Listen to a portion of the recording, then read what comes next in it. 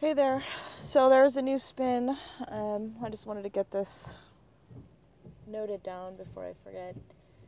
Um, so this morning I was contemplating external influences, and not so much about, because with the grid a lot of that stuff gets dialed back a lot.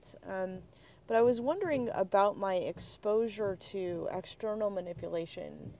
And I thought it might be possible for me to similarly check percentages for um, vulnerabilities for being manipulated externally. Because with the grid, it's keeping us fairly insulated, but there's still the ability to be manipulated by external forces. So um, that component, well, I could always build that into the grid as well. I thought it would be good to see what my percent exposure was to that, meaning if I had chinks in my armor to being manipulated by external forces, and I thought it might be worth checking out. And so when I did the check, it came up with 73% for potential exposure on external forces and manipulation by external forces. So I opted to try to do the clearing for it, and then I also brought in the contract clearing as well, or contract finalization type language, and brought that in also. So I thought it was kind of interesting to be able to purge all of that, and then I got that down to a 0. I'm not sure about turning percents up, but on a power level, I'm not sure what the power level would be. Perhaps power level would be, I think this through here while I'm sitting here. Power level, if anything, would probably be to resistance to manipulation by external forces. So I guess that would probably be the best way to go, would be to check for power level on resistance. So like a resistance to that. So we can check exposures and resistances. So just kind of an interesting concept, because we, there's so many factors, and everything from the TV and politics and external manipulation by people and the way they talk and the things that they want you to believe. So while the grid is extremely efficient at keeping out lots of bad energy, and it's very helpful with a lot of that stuff, you still have the ability to make determining decisions. So I think it's really great to have an opportunity to be able to help build up resistances to certain things. And I think it would be really great if I could also use that same structure to help build up resistances to maybe even allergies and such. So if people have certain exposure or weakness centered around, let's say, like my son has recurring pneumonias and allergies. So it would be great. I'm going to have to test that and see if there's a way to reduce our exposure or reduce our weakness or susceptibility. These are just some great words that we can use for this type of clearing, and then maybe raise our power level to help build that up, to prevent it.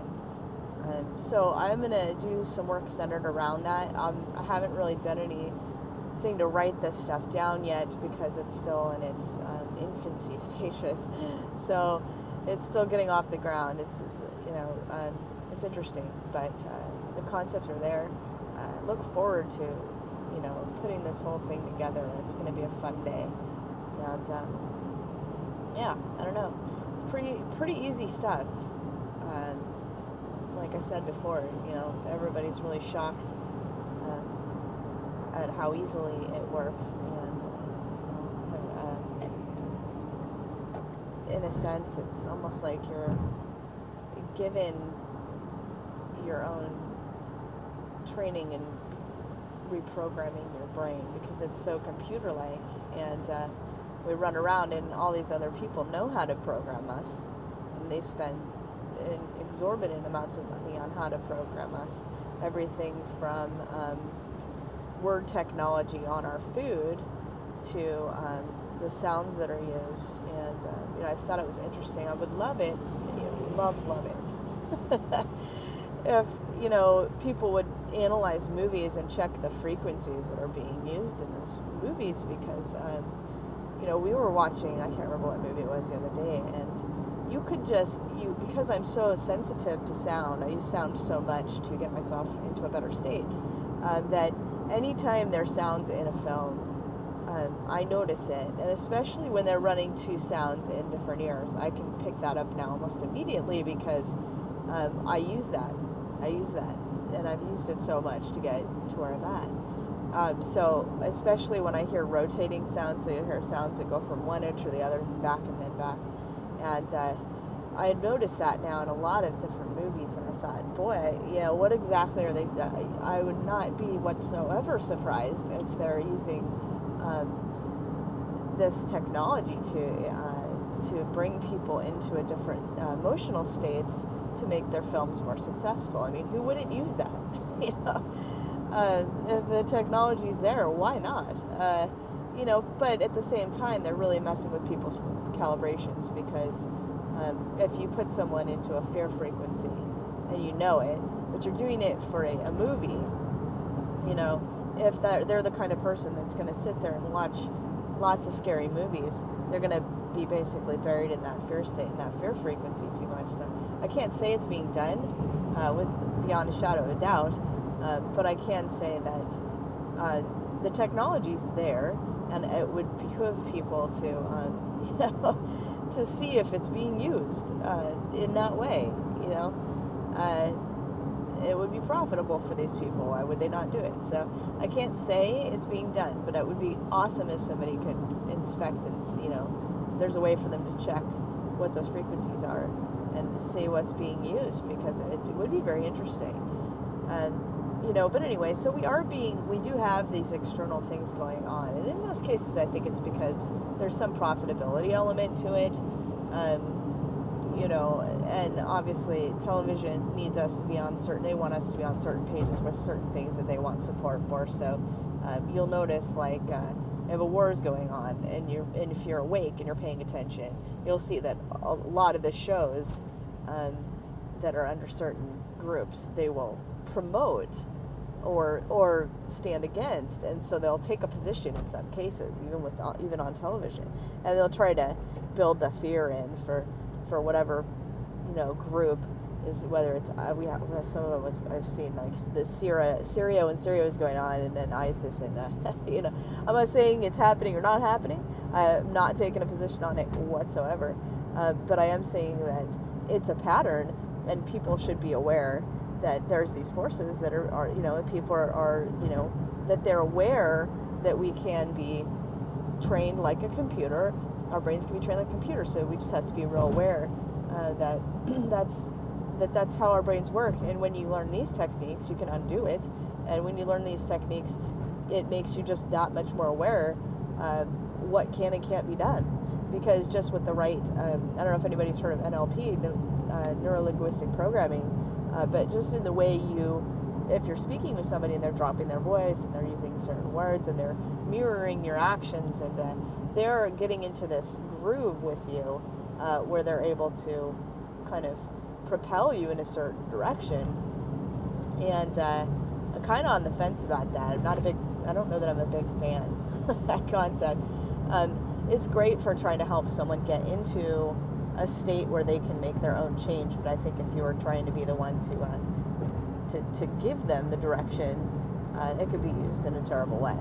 So, and I had that conversation with a psychologist, actually, where they said this kind of thing is, you know, they're more generic about hypnosis, I think it was, and I said, you know, well, it's very manipulative.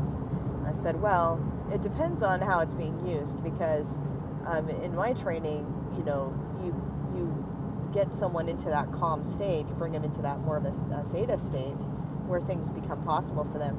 But the key is that you don't put any suggestions whatsoever.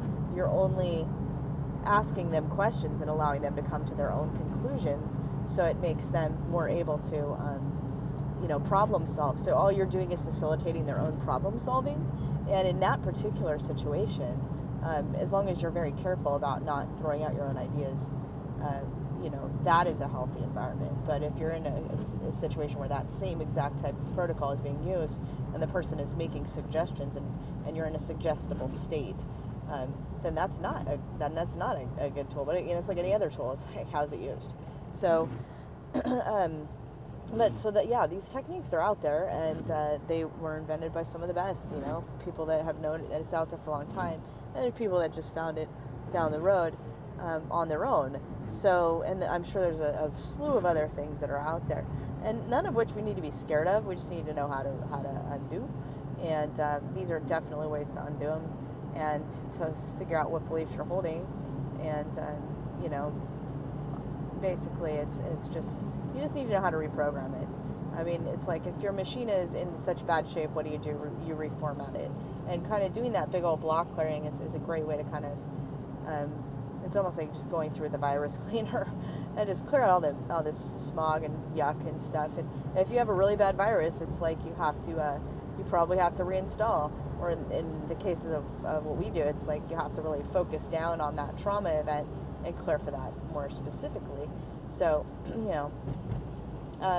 but having these tools, having these techniques, it's almost like, gosh, who was I talking to the other day? There's a friend of mine that I was talking to the other day. She was saying, I never watch scary movies. I don't ever do it. And I was able to do it this time. I was able to actually sit down and watch it. And it was scary at the time, but afterwards I was fine. It was like no big deal. And it was kind of fun. So it's almost like, in a sense, where you get with a lot of light worker communities, like, only surround yourself in, positive things. And you surround yourself in, with positive people. And it's almost like you want to be the boy in the bubble. And honestly, that's not where you get stretched, in my opinion, because I haven't successfully gotten out from under all of the negative people in my life. I actually am in a state, and this was my goal when I went into this, is I want to be able to be okay no matter who's around me. Like, I don't care who's there with me, what their presence is like. I want to be okay no matter what. And that's my goal. And so that's what I've been shooting for, is how do I maintain me, like I'm in my own universe at all times, and I'm able to manage and maintain and stay stable. And I don't want to be stable 24/7, because then I don't get stretched. I don't learn anything. But I do want to make sure I'm there most of the time, because it really shouldn't matter what other people's state is. If you're being affected by them and you're like, I have to move away from these people all the time. I mean, there's obviously grades of this, right? So somebody that's going to harm you, okay, not so much. I mean, there are circumstances, obviously, where you need to make that judgment call. But I don't think that a person that's just glum necessarily should be taking you down with them. And if they're taking you down with them, then there's work you got to do. Period. A person that's going to put you in a dangerous situation, that's a different story. Different story, obviously. So be wise, be smart. I'm just being generic here. But bottom line is, we should be able to mostly be stabilized. And if somebody comes in with their drama, when you're in a stable state, you're going to help them, and your own energy will help them balance just by being in that state, just because they're around you. And if anything, you become this beacon of clarity, because you're not getting pulled down and mired down by them. You're then able to help facilitate things in them. I mean, you don't have to be a holistic counselor to do this. I mean, you don't have to be, a coach or a doctor. I mean, just being there and asking good questions and helping them come up with their own answers. These are very basic concepts. It's like, you can just ask people good questions, and you will be shocked at how much it works and helps them. Just asking them good questions. They say, oh man, I feel so bad today, and you can just say, well, what do you think it is that made you feel bad? And they'll say, well, this person was mean to me. And you can say, do you really think it was the person that was mean to you, or has this been like an ongoing theme, or what? It's like, just get them to think. Just ask them some good questions. Whatever comes to your mind, it's like, something that won't antagonize, obviously. It's like, well, what's wrong with you? I mean, you're not going to go that road. But you could, just being a good friend and facilitating some good, healthy questions to the people around you. If you can maintain that state, you're that guy, that everybody is just happier there. And that's been what I've wanted for so long, because I was Debbie Downer for I don't know how long. My life was a miserable wreck. And I decided that I didn't have to change my entire life to have a different perspective. I had to change me. And so that's been my goal this whole time. And that's where all these techniques have come from, is from me doing the research and doing the work and figuring out how do I fix me without having to change anything else.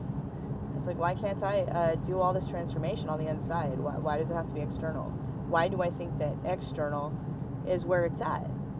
You know, because, you know, looking at it, you know, I've seen some of the happiest people, some of the, you know, most well set up people, and they're just miserable people. So it really doesn't have a thing to do half the time about the external situations. I mean, I saw, gosh, I don't know if I've told this story. I saw a man, he was a vet, and he had no legs, and he was in a wheelchair, and he was sitting in front of he was right in front of my office, and back then I would get into work at like, I don't know, 6:30 or 7 in the morning, so it was still dark out, and he was there, and he had on the back of his wheelchair a God Bless America banner that he had put on the back of his wheelchair. He is homeless, he is legless, he is smiling, and so happy, and he is just like, hey, good morning, how are you? How are you doing? He didn't ask me for anything. He didn't ask me for money. He didn't ask me for food. He's just there. And he is happy. And he's legless. And he's in a wheelchair. And he's homeless. And he, on the back of his wheelchair is God Bless America. And I about lost it. You know. Oof. I'm gonna cry. I about lost it because, I mean, here I am. And honestly, my life, I thought my life was a horrible mess. And I'm thinking, thank you, contrast. You know, here's this amazing individual, and they're so happy, and they, you know, they're in the you would think the worst predicament. It had nothing to do. It had nothing to do with this situation. It had everything to do with his state of mind. He was in a joy state. He was just happy to be alive. He was happy to be back in his country, you know, and in whatever form that was. And I went in, I bought him breakfast, I came back out, I said, thank you.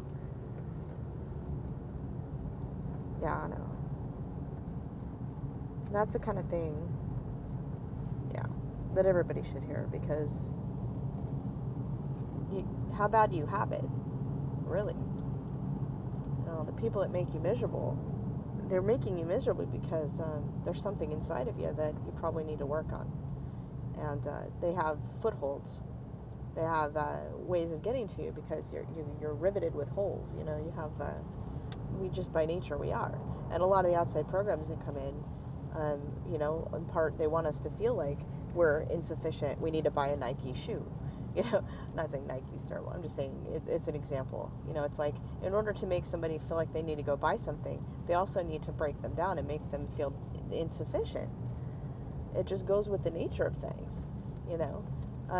You know, if you want to look amazing, you need to buy this. If you want to be cool like the rest of us, you need to do this. You need to have a Mercedes if you're worth anything. I mean, it's this concept. It's almost the identical concept to the narcissist in the way they do that. They crush you down and build you up. They crush you down and build you up. So what they do is at first they have to make you feel inferior. And then they tell you, oh, this will fix it, and you need to do this. So then they lift you back up. And advertising is just the same way. The entire population is set up largely with this exact same, almost psychopathic structure. And so, and everybody says, there's no way to fix it, there's no way to fix it. And you know what, those are the same people that are sitting in those relationships and saying that everyone around them is making them miserable and their life is horrible, and they'll never have enough money, or they can't pay their bills, or whatever their situation is, and they're just sitting there in their misery, and they can't find a way to be happy just the way they are right now. And that, unfortunately, by the way, is the way out. That's the way out. Where it is at the smallest level is it is at the highest level. So at the smallest level, the individual, as they work on themselves, as they patch up these holes, as they make themselves virtually invincible, and they find their own inner peace in that peaceful state, they become their own superpower. They become their own energy source. They don't need the Nike shoe. They don't need the Mercedes Benz. They can be the guy in the wheelchair and be totally and absolutely happy, and it won't matter a lick, because there are basically encapsulated within themselves in this beautiful state, and they resonate that out to others. So they really become like their own I don't know what's the word for it, you know, free energy. You know, free energy. So, you know, and when we fix ourselves at this level, guess what happens at the higher level? Guess what happens at the higher level, folks? It fixes at the higher level, because all the people doing the work at this lower level, it just floods out. And there is seems to be this switch that flips. It's at a certain point, within a certain percentage. I couldn't tell you exactly percentage, but you know, the more that work gets done, there seems to be this strange anomaly where consciously, because of that morphic field, there seems to be something. It just throws a switch, and you start to see changes throughout the society that will start going that way. But then you got all these other people that are still in the programmed mode. So, I mean, bottom line, where you start to go inward, you find that peace, and you're not trying to, you know, exodus your entire existence to make that work.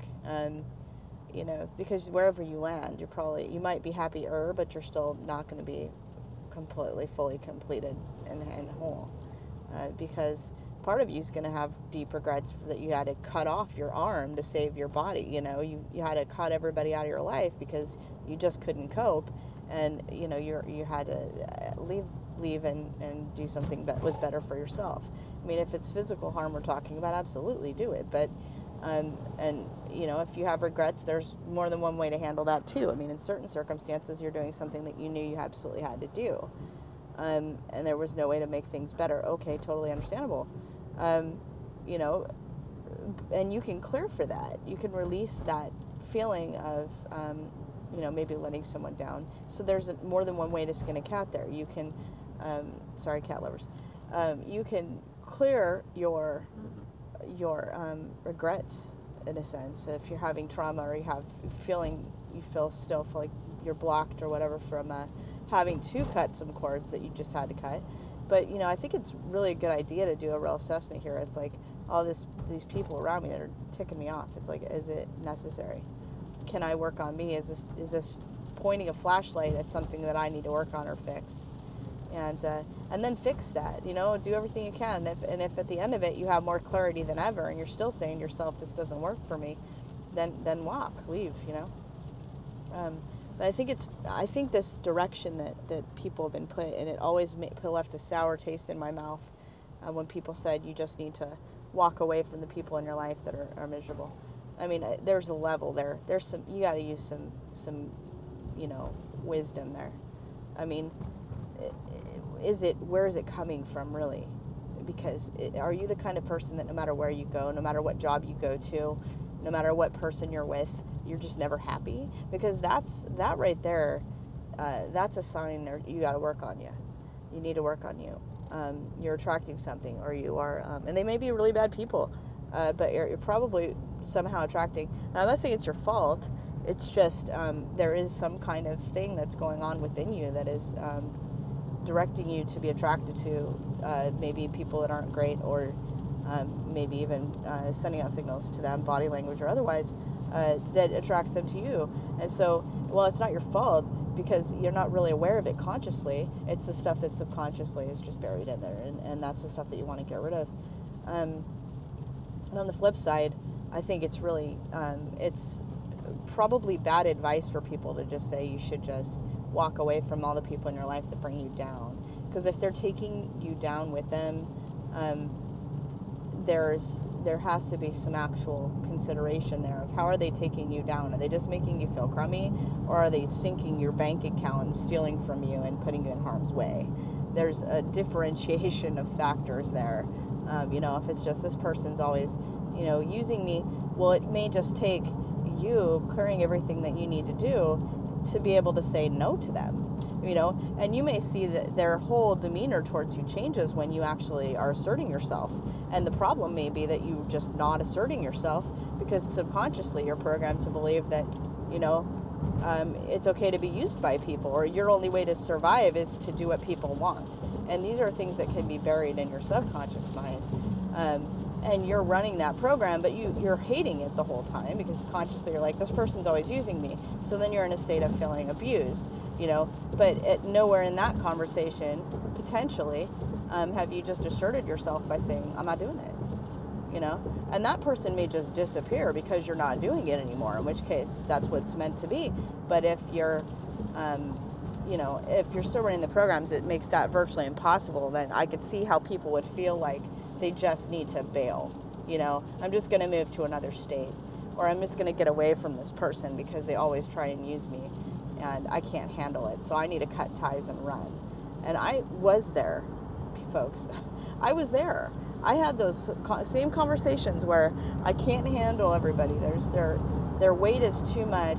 They're overbearing. They're depressing. I can't handle. They're stressing me out. They're miserable to be around. You name it.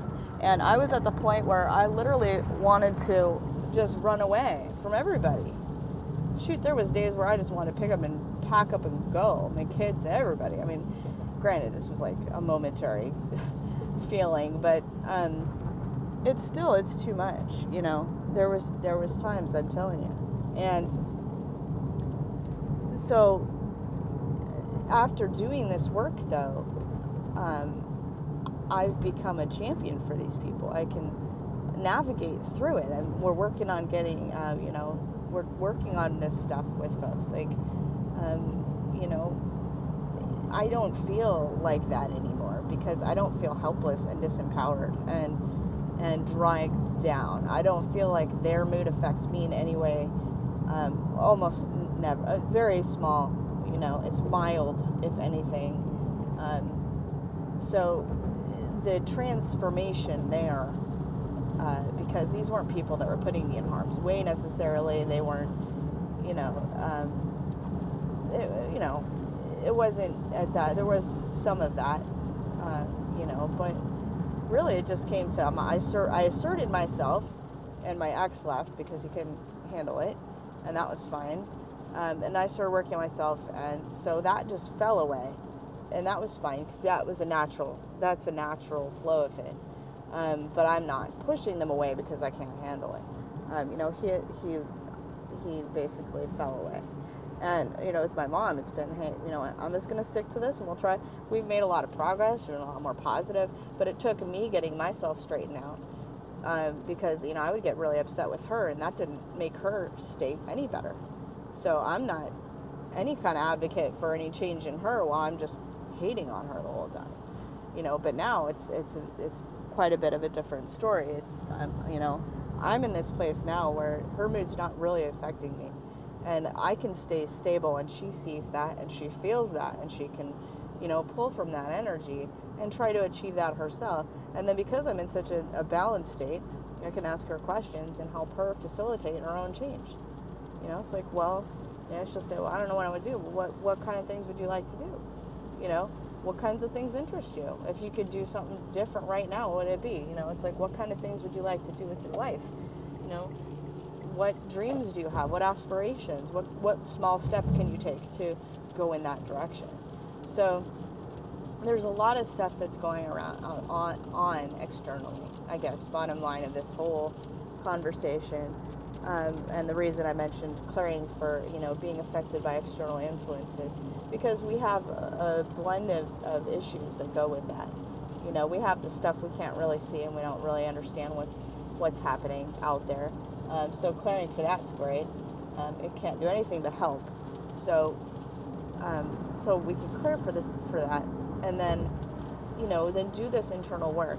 And what you'll find is that a lot of the stuff that they've been using to manage society may not be impacting you as much, because all this work you're doing is patching up all these footholds that they have to try and manipulate in order to sell a product, or, you know, keep control over people, or, you know, people in a fair state so they can keep them under control, and, you know, nobody will rise up or to make changes or whatever. I'm not saying get crazy and revolutionary or anything, but you know, in general, I think what you're going to find is the society, theoretically, through something like this, doing this type of work, will just naturally start to heal itself on an inside out. And then from the inside out, the same as any other organism in a society, that also expands out. So it's an interesting theory. But bottom line is that when you can clear for being impacted on these external forces, and then you do all this work for clearing your energy, and then expand, expand on your power levels for these different areas of your life. And in the meantime, you may find that you don't have to cut off your arm to save yourself. I mean, you may not have to dismiss everyone in your life and then have regrets about that you then have to clear. You may be able to salvage some of those relationships and actually be an impactful benefit to those people. Help them facilitate that change too. So these are, this is exciting stuff. I mean, it's exciting stuff because the potential for it to help, bring changes into the lives of people. And it's not an overnight change. It's a fun journey. That's what it should be. It's when you get in the car and you're like, road trip, and everybody's just having a good time, getting from point A to point B. They don't care so much about point B. Half the time you get to point B and you're like, oh, now what? Getting there was fun. We were being silly and listening to the radio and, dancing in the car, whatever you're doing, the drive can be more fun than the trip, if you want it to be, and that's kind of what this is about. You're going to see more, you're going to experience things, and it's going to be fun, and you don't have to get everything sorted out right away. That's not the fun of it. It's like, what new progress have I made today? What cool thing happened this week?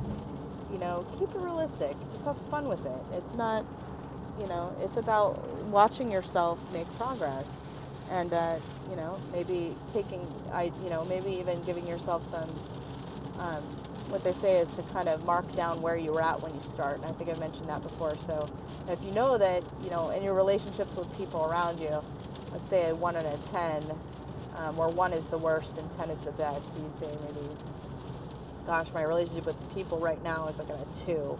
Like, I can't stand anybody. They all make me mad. And then, just start doing this work and see if you're still at a 2. Check back every month and just, am I still at a 2? Am I at a 2 still? It will totally open your eyes to the progress that you're making over time, because it is subtle and you are making changes.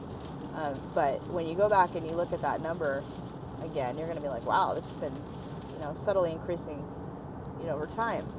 So it's helpful stuff. Anyway, I hope this is useful information, and basically, keep at it, keep working on it. Don't give up. Like I said, have fun with the process. And more joy you're in, the more fun you're having with it. That's where it's at. And if it's not fun stuff, then do something else that is fun, that's along the same lines, so that you're still making progress. All right? Bye.